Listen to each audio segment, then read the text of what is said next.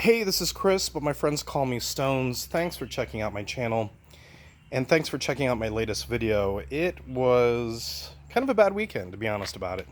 It was a really bad weekend.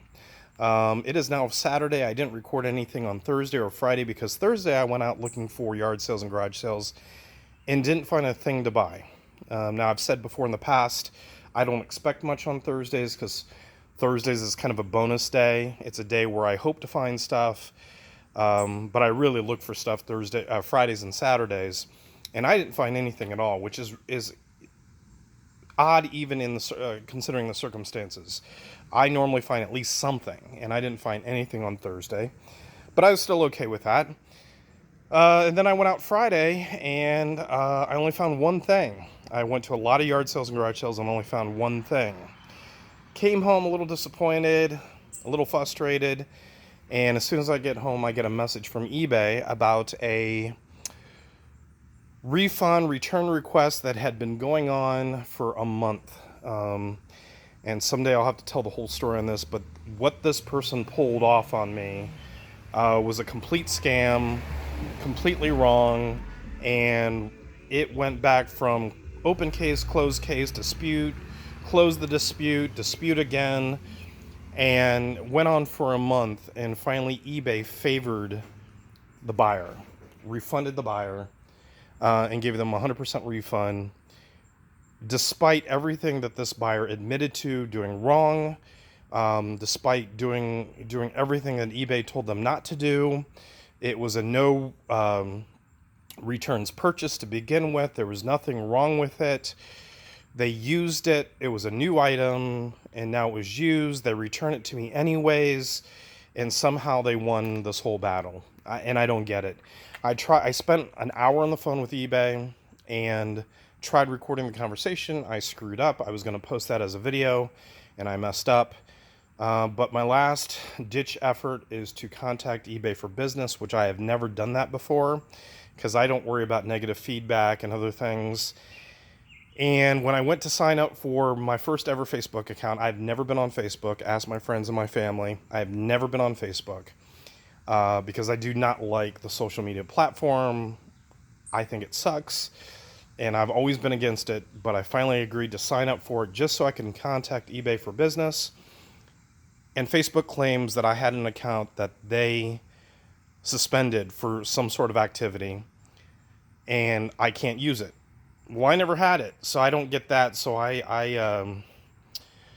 in the process of trying to get that reviewed and try to get my supposed Facebook account available to me. So I don't know what's going on with that. Anyways, like I said before, I didn't find anything on Thursday, but I did find one thing on Friday. I paid $10 for this vintage Black and Decker sharpened sand tool. It's brand new in the box. I paid $10 for it. And I'm thinking, there's been other Black & Decker stuff that I've seen, new in the box, sealed, like the can openers and stuff like that, that go for hundreds. And I'm thinking, oh, this is a good purchase, and it really wasn't. It's worth maybe $30, and I paid $10 for it. And again, I didn't find anything on Friday, but then today, I found a few sales. I went to, and today's theme is clothes, I guess. I'm not much of a clothes buyer, but when it's all you got to get, that's what you buy. And I ended up at this estate sale, quote-unquote estate sale, is being run by friends of the family.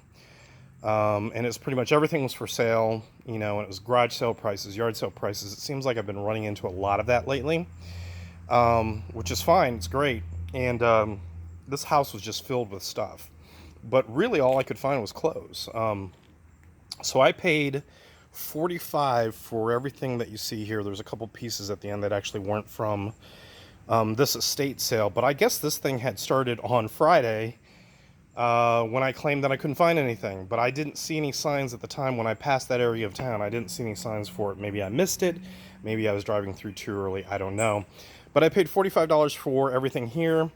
Here's an old Cleveland Browns jacket. That alone is probably worth about the $45. Here's a Chase Athletics Budweiser Dale Earnhardt Jr. pullover jacket worth about $20. This t-shirt's really nice. It doesn't look like it's ever been worn. Another Dale Earnhardt piece. I looked this up. There's currently only, I think 2 of these listed on eBay. One's listed for like 100. The other one's listed for more like 40. The one that's listed for 40 is only a large. It looks like past sales is about $40 on this, but since this is in such mint condition and it's a 2XL, I'm probably going to try to get that $50 range for this. Old vintage Cleveland Indians jacket. With them changing their name to the Guardians, I don't know if things are going to start becoming more valuable or people want them more often.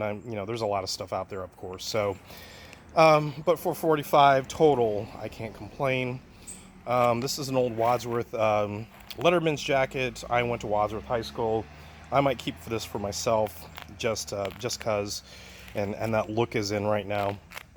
And then I got this designer package of blank CDs. I've never seen these before. Not that they're worth anything, but I grabbed them anyways. But maybe 15 bucks on that. And then I specifically paid because I wasn't too sure what they were going to charge me for these. These are Longaberger latte mugs. And I was overhearing the people that was running the sale, and they said that they were holding on because the family had like a large collection of Longaberger baskets that they were holding on to, that an auctioneer was actually going to come over and auction those off. So I was kind of wondering if they kind of felt that all the Longaberger stuff was going to be worth money. So I asked them how much they wanted for these mugs, and they said they wanted only $10 total for all 3. So just a little bit more than $3 a piece. Those brand new in the box are worth about 25 bucks a piece. So 2 of those will pay for everything that I bought there easily. There's also another NASCAR shirt that I bought. It was white and it was kind of dingy, so I threw it in the wash to try to clean it up. So there's another shirt as well. Then I drove all the way out to this church rummage sale. I actually went to 3 church rummage sales over the weekend. I went to one on Friday, and I went to 2 today. And normally I do pretty good at church rummage sales, and I was striking out. This one was the one that was the furthest away from me. It was literally like a half-hour plus drive for me, and this is all I could find. I bought this just so that I had something to buy, and so I could at least pay for my gas going out, hit there. So this poncho's not worth anything. I might keep that for myself. But this sweater is kind of Coogi-esque style, and that caught my attention. It's not a Coogi, but I did look it up, in this Embassy Row special handmade 100% wool. There was one similar that sold for like $35, so at least pays for my gas. And then I ended up at another yard sale that I've been to in the past and paid $5 total for all this. $2 for the blank cassette tapes. There's a complete case of 10 tapes in there. It sells for about $25. These little cross-stitch kits sometimes can do really well. These are all Christmas ones. She originally wanted like 50 cents a piece for these, but she sold all of them to me for, I think, $3, so I saved a little bit of money. These go for, $5, $6, $7 a piece. So these are all individually, they're all unique. There's no duplicates in the ornament ones. So I'm probably going to list those together for maybe $50, see if I can't get $50 for all of them. And then the ones that are duplicates are magnet kits, and I'll just sell those individually. And then she actually didn't charge me for this album. She had a box of albums, and they were all what I call your grandmother's music. It was all that type of stuff. Nothing too interesting. Most of them were all ratted up, bad condition, bad titles, bad music. But this one was still factory sealed, so I just grabbed it because why not? And she actually threw it in for free. She didn't charge me for it. Now, this is actually a double vinyl.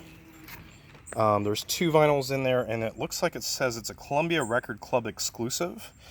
So I'm thinking $30 on this, hopefully. So that's the best that I made out of this really bad weekend, but sometimes you'll have that. Thanks for watching.